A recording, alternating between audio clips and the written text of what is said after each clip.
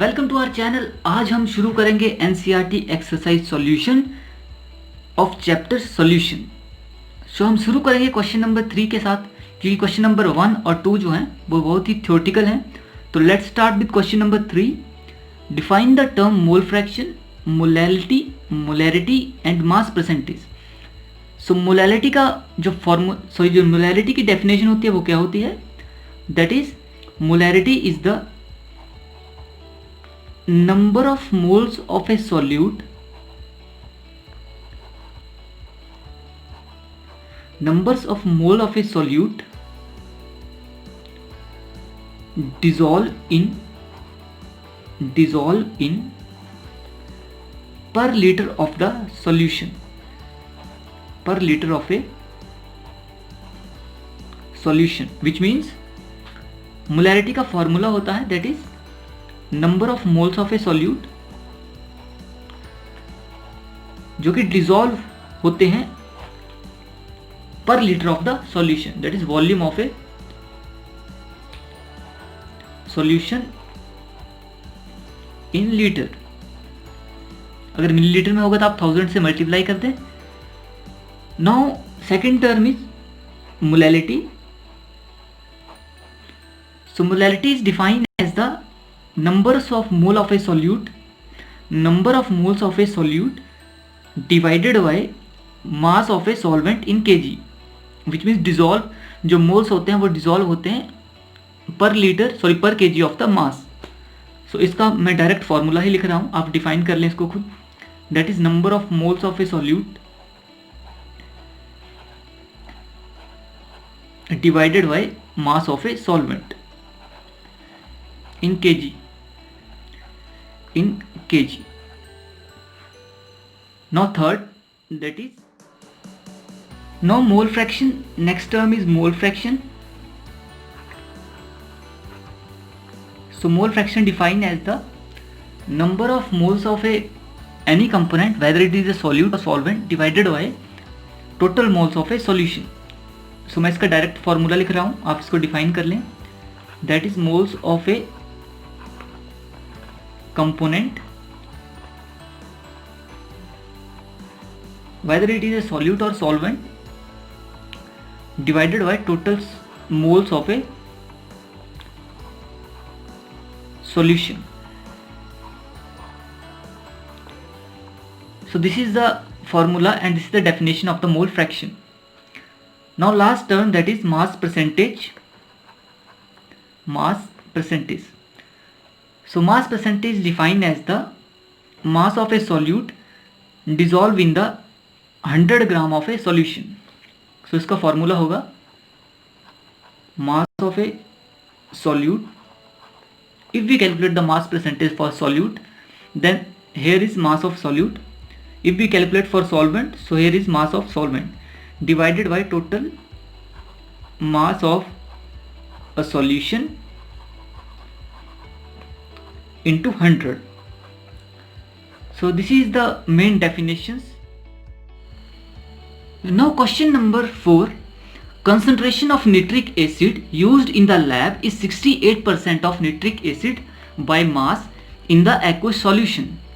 Calculate molarity if the density of the solution is 1.504 gram per milliliter. So इस question में आपको निकालनी है मोलैरिटी। सो सबसे पहले हम मोलैरिटी का फॉर्मूला लिख लेंगे।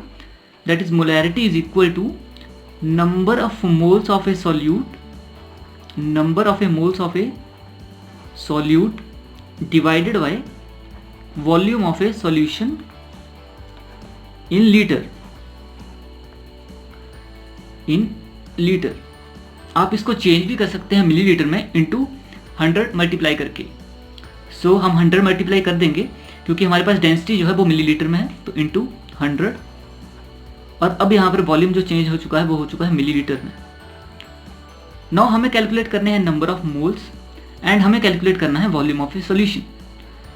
सो हमें गिवन क्या है? हमें गिवन है 68% of nitric acid which is HNO3 by mass.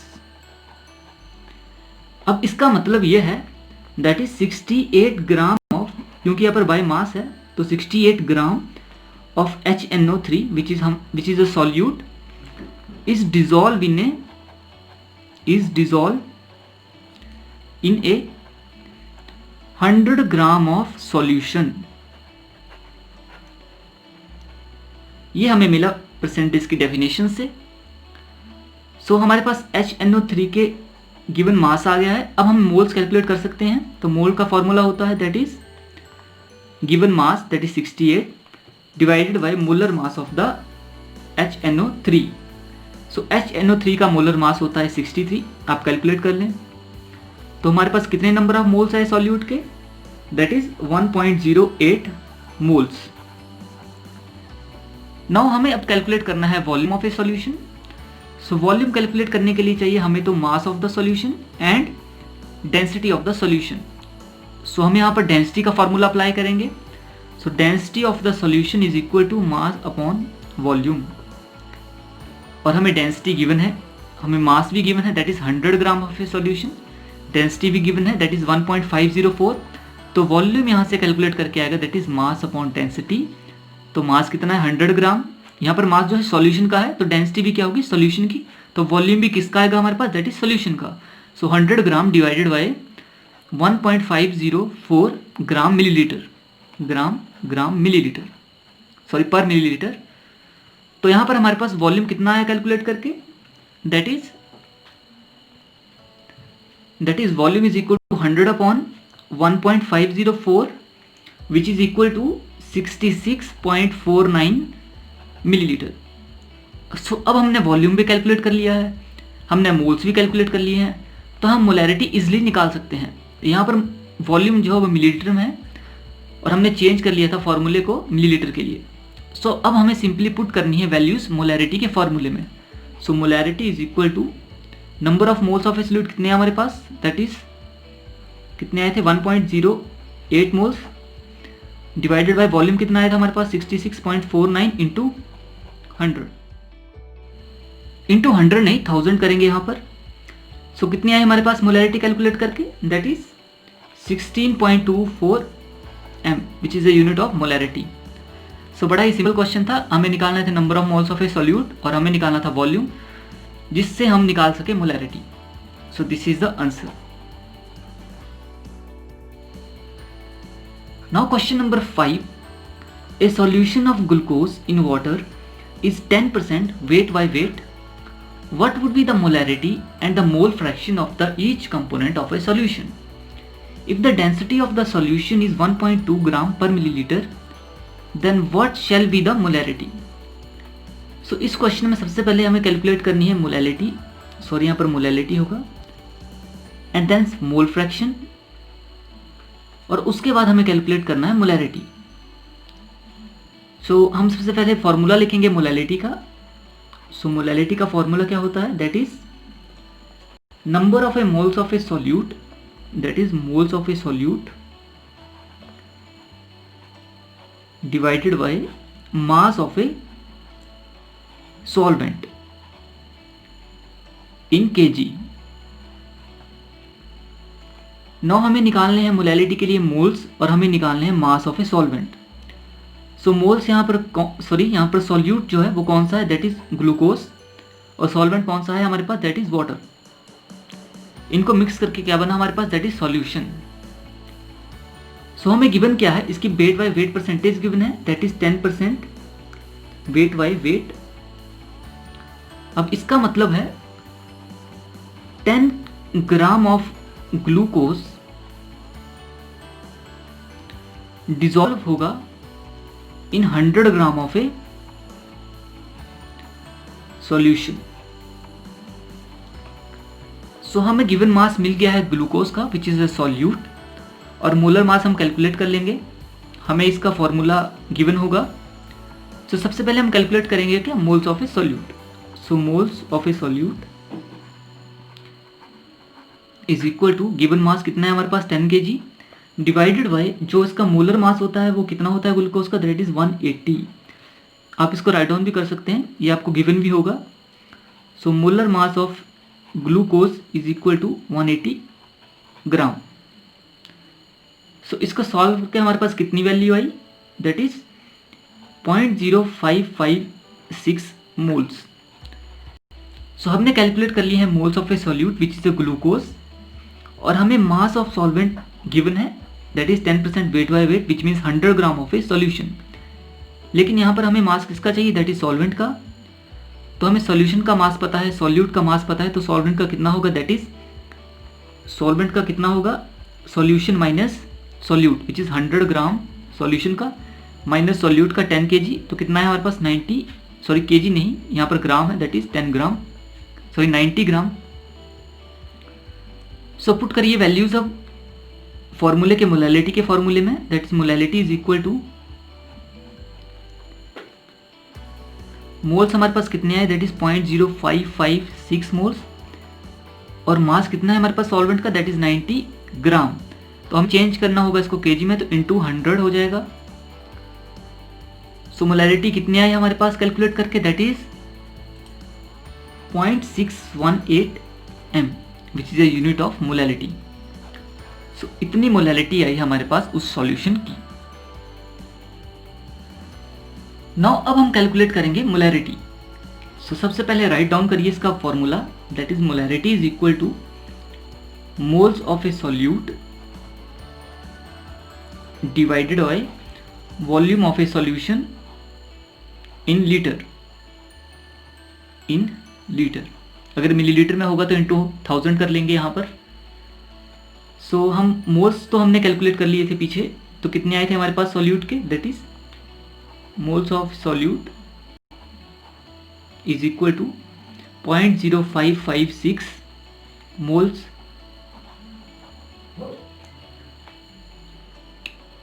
Now अब हमें चाहिए वॉल्यूम ऑफ ए सॉल्यूशन। तो उसके लिए हमें क्वेश्चन में डेंसिटी गिवन थी, कितनी थी हमारे पास 1.20 ग्राम पर मिलीलीटर, और मास हमने निकाला था, हमें परसेंटेज गिवन थी, तो वहां से मास ऑफ ए सॉल्यूशन कितना आया था हमारे पास, दैट इज 100 ग्राम। सो हम डेंसिटी का फॉर्मूला लगाएंगे, that is density is equal to mass upon volume, और वॉल्यूम यहाँ से कैलकुलेट कर लेंगे, मास कितना है हमारे पास 100 ग्राम डिवाइडेड बाई डेंसिटी कितनी है 1.20 ग्राम पर मिलीलीटर। सो यहाँ से वॉल्यूम कैलकुलेट करके कितना है हमारे पास, that is 83.3 millilitre. So simply आप वैल्यू पुट करिए मोलैरिटी के फॉर्मूले में। So molarity is equal to moles of a solute that is 0.0556 divided by volume of a solution in litre, पर यहाँ पर वॉल्यूम कैसे है हमारे पास, दैट इज मिलीलीटर में आया, तो हम 1000 मल्टीप्लाई कर देंगे इसके साथ, तो मोलैरिटी कितनी आई हमारे पास कैलकुलेट करके, that is 0.667 m which is a unit of molarity. Now mole fraction का फॉर्मूला होता है, दैट इज अगर हमें मोल फ्रैक्शन निकालना है सॉल्यूट का, तो हम A मान लेते हैं सॉल्यूट को, that is mole fraction of A which is equal to moles of A, that is number of moles of a solute A divided by total moles of a solutions, which means moles plus mole of solute plus mole of a solvent. So A plus B, let B be the solvent moles. Now similarly XV के लिए हम formula लिख लेंगे solvent के लिए, that is moles of a solvent divided by total moles of a solution. So moles हमने solute के लिए कैलकुलेट कर लिए थे, और हम अब कैलकुलेट करेंगे मोल्स फॉर द सॉल्वेंट। तो सॉल्वेंट के लिए कितना वेट आया था हमारे पास, 100 minus 10 which is 90 gram divided by water का कितना होता है molar mass, that is 18। So यहाँ पर हमारे पास मोल्स आए वाटर के, दैट इज 5 मोल, तो टोटल मोल कितने हो गए हमारे पास, that is 0.0556 plus 5 which is equal to 5.0556 mole. Now अब आप सिंपली वैल्यूज पुट करें और आपके पास आंसर आ जाएगा। चलो मैं करवा देता हूं इसको। सो दैट इज 0.0556 और टोटल मोल कितने हैं हमारे पास कैलकुलेट करके, दैट इज 5.0556। सो जो मोल आए ग्लूकोज के फॉर कंपोनेंट ए वो कितने आए, दैट इज 0.011। सिमिलरली बी के कितने आएंगे, तो यहाँ पर हमने कैलकुलेट करे बी के लिए moles, that is 5 divided by total कितने हैं 5.0556 विच इज इक्वल टू 0.989। अगर आपको आंसर चेक करना है कि आपका आंसर राइट आया है तो उसके लिए आपको आप दोनों के मोल्स को ऐड कर दीजिए, तो आपका आंसर आएगा 1, जिससे कि आपका रीचेक हो जाएगा कि क्वेश्चन सही है और मैंने आंसर भी सही निकाला है। Now in question number 6, how many millilitre of 0.1 mHCl are required to react completely with 1 gram of mixture of Na2CO3 and NaHCO3 containing equimolar amount of 2। सो इस क्वेश्चन में आपको निकालना है वॉल्यूम ऑफ HCl और आपको इसकी मोलैरिटी गिवन है। तो सबसे पहले आप लिखिए मोलैरिटी का formula, that is molarity is equal to number of moles of a solute, number of moles of a solute divided by volume of a solution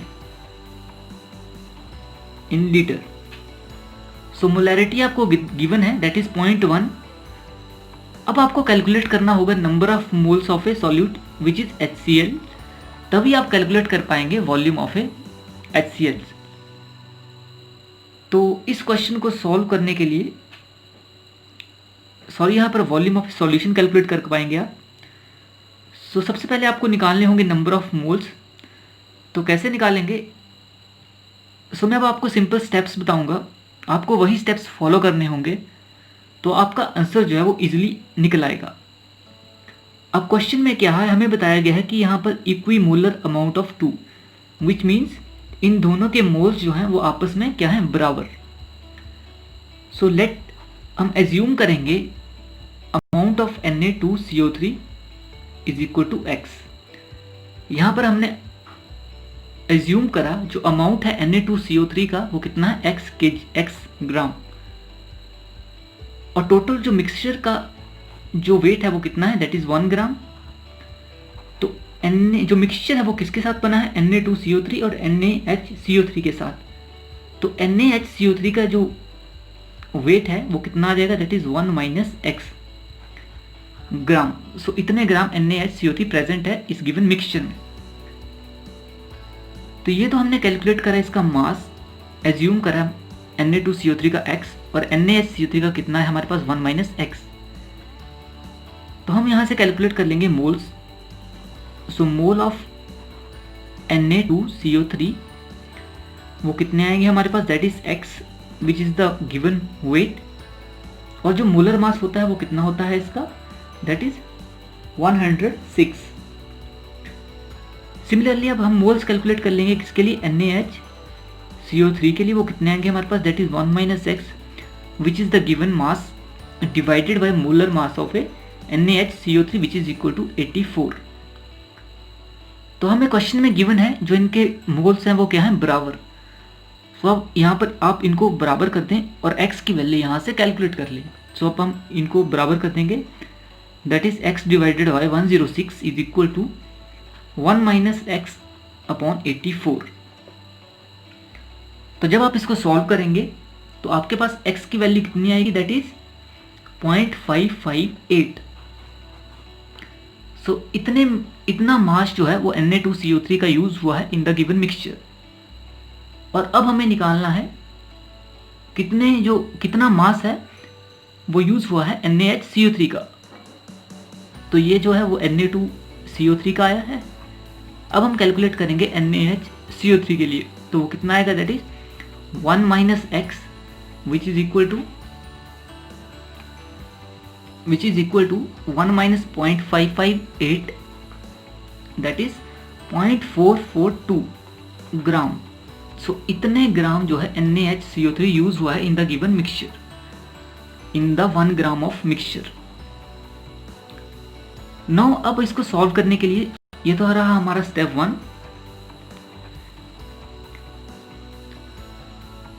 now इसको सॉल्व करने के लिए आपको इसकी गिवन इक्वेशंस लिखनी होंगी। सो गिवन इक्वेशन को लिखने से पहले आप इसको चेंज कर लें मोल्स में। सो हम मोल्स में चेंज कर लेंगे इसको। सो Na2CO3 के कितने मोल आएंगे हमारे पास, दैट इज गिवन मास इसका कितना है, दैट इज 0.558 और मोलर मास दैट इज 106। तो कितने मोल्स आए इसके, that is 0.00526 moles in the given mixture. Similarly आप NaHCO3 के लिए कैलकुलेट कर लें, विच इज 0.442, इसका गिवन मास है, डिवाइडेड बाय मोलर मास इसका कितना है, दैट इज 84। सो कितना अमाउंट आया, सॉरी कितने मोल्स आए इसके, दैट इज 0.00526 मोल्स। सो इतने मोल्स NaHCO3 के हमारे पास कैलकुलेट करके आए। अब हम इसके लिए स्टेप 2 फॉलो करेंगे, विच इज इसकी इक्वेशंस लिखेंगे। नाउ अब हमने लिखी इसकी इक्वेशंस। सो Na2CO3 जो रिएक्ट होता है HCl के साथ, तो इसके 2 मोल जो है यूज होते हैं रिएक्शन के लिए। सिमिलरली जब NaHCO3 यूज होता है HCl के लिए, तो उसका एक ही मोल जो है वो यूज होता है रिएक्शन के लिए। सो अब हमें निकालने हैं मोल्स किसके, HCl के, लेकिन उसके लिए हमें क्या चाहिए, हमें चाहिए थे मोल्स किसके, Na2CO3 के और NaHCO3 के लिए। सो अब हम फर्स्ट इक्वेशन यूज करेंगे और उससे हम HCl का नंबर ऑफ मोल्स कैलकुलेट करेंगे। देन हम सिमिलरली सेकंड इक्वेशन यूज करेंगे और हम कैलकुलेट करेंगे number of moles of HCl। सो यहाँ पर हम यूनिटरी मेथड यूज करेंगे। सो यूनिटरी मेथड कैसे यूज करते हैं आप यहाँ से देख लें। सबसे पहले आप लिखें जो इक्वेशंस हैं उसके नंबर ऑफ मोल्स। तो Na2CO3 के कितने नंबर ऑफ मोल्स हैं, 1, HCl के कितने हैं, 2, और हमें किसके निकालने हैं, HCl के ही निकालने हैं, तो हम इसको x मान लेते हैं। और Na2CO3 के मोल्स हमने कैलकुलेट करके आए थे, वो कितने आए थे हमारे पास, वो यहाँ पर लिखें, दैट इज 0.00526। तो हमने यहाँ से ये जो मोल्स लिखे वो लिखे इक्वेशन से, और ये जो मोल लिखा है यहाँ पर वो लिखा हमने जो हमने कैलकुलेट करा। और यहाँ पर x जो है वो यहाँ पर नंबर ऑफ मोल्स हैं HCl के। सो हम यहाँ पर x की वैल्यू कैलकुलेट करेंगे। तो इसके लिए सिंपल जो इक्वेशन यूज करेंगे आप वो करेंगे, सबसे पहले आप क्रॉस मल्टीप्लाई करें, यूनिटरी मेथड है ये, और उसके बाद इक्वल टू का साइन लगा दे बीच में। So x is equal to that is 1 into x which is equal to 2 into 0.00526। सो यहाँ से x की वैल्यू कितनी आई आपके पास, दैट इज 0.00157 मोल। सॉरी ये वैल्यू आई होगा कितनी आपके पास, 0.01052। सो इतने मोल्स यहाँ से हमने कैलकुलेट करें फ्रॉम द इक्वेशन 1। सिमिलरली हम सेकेंड इक्वेशन से अब यहाँ से मोल कैलकुलेट करेंगे, that is NaHCO3 HCl gives you product. So again यहाँ पर आप यूनिटरी मेथड यूज करें।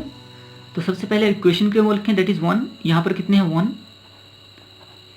तो ये मोल्स लिखे हमने इक्वेशन से, और हमने NaHCO3 के मोल जो कैलकुलेट करे थे वो कितने आए थे हमारे पास, दैट इज 0.00526। अगेन इक्विमोलर है तो दोनों के मोल्स सेम ही होंगे। और HCl से यहाँ पर हम बाई इसको एज्यूम कर लेते हैं। तो यहाँ से HCl के मोल्स जो हमने y मान लिए हैं। अब अगेन इसका यूनिटरी मेथड यूज करें।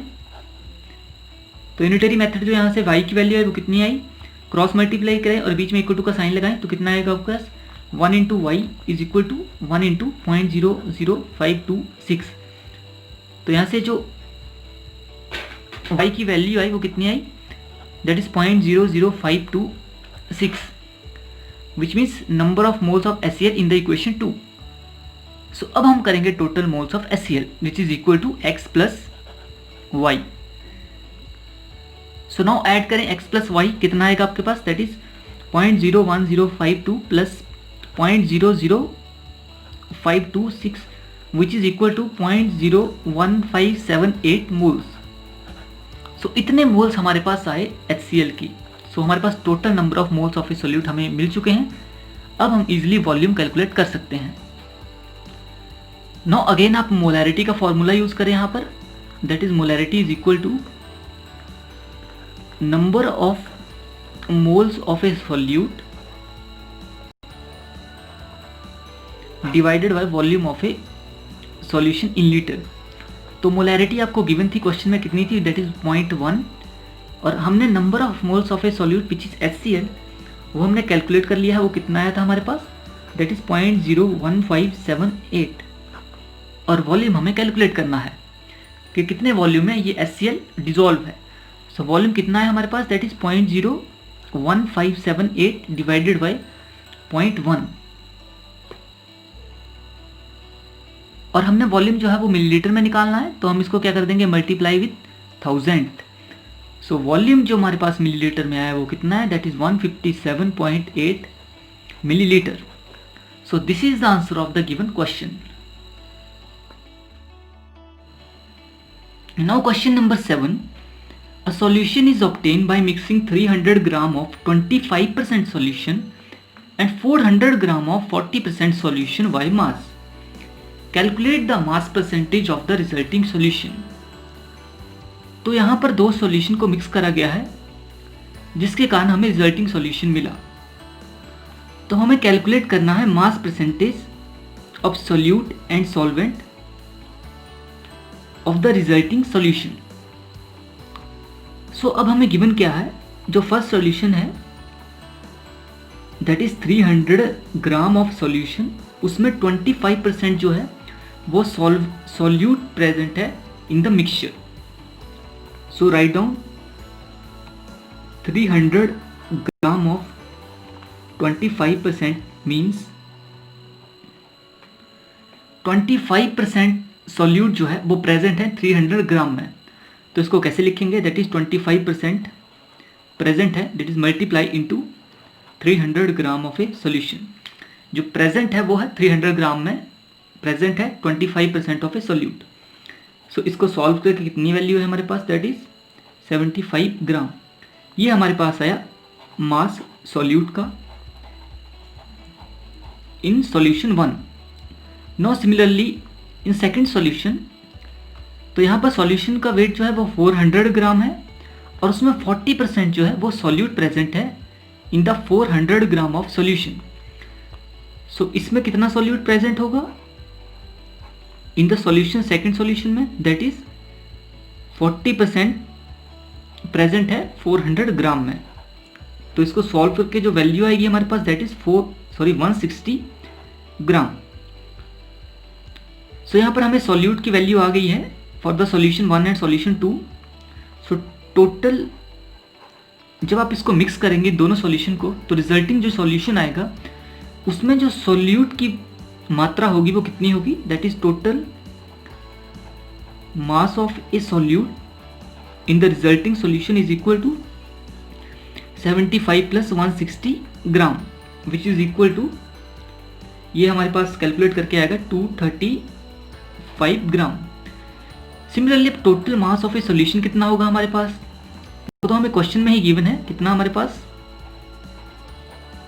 जो पहले सॉल्यूशन का था वो कितना था 300 ग्राम और सेकंड का कितना था 400 ग्राम। सो टोटल कितना हो जाएगा 300 gram plus 400 gram which is equal to 700 gram. So 700 gram होगा total mass of a solution.